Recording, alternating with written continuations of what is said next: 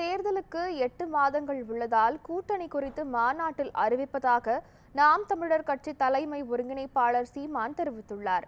விழுப்புரத்தில் நாம் தமிழர் கட்சி நிர்வாகியின் மருத்துவ கிளினிக்கை திறந்து வைத்த சீமான் பின் செய்தியாளர்களை சந்தித்து பேசினார். தமிழகத்தில் ஆட்சி சரியில்லை என்றால் வாக்களித்து தேர்ந்தெடுத்த மக்கள்தான் குற்றவாளி என குறிப்பிட்டார்.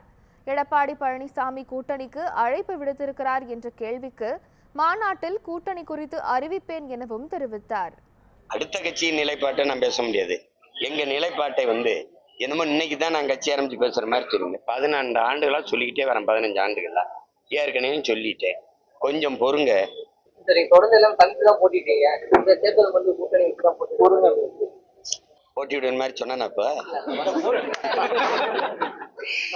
எனக்காக நீங்க சிந்திக்காதியா. எனக்கு சிந்திச்சு அறிவு காது வழியே வலியுது. தொடக்கிறதுக்கே கை துண்டு வச்சுட்டு இருக்கேன்.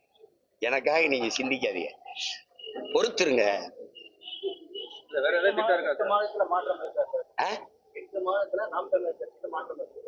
நாம் தமிழர் கட்சியில மாற்றம் இல்ல.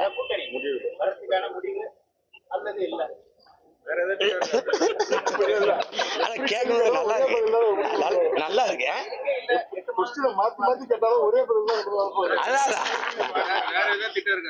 தமிழ்நாட்டுல பெரிய கூட்டணி என் கூட்டணி தான்.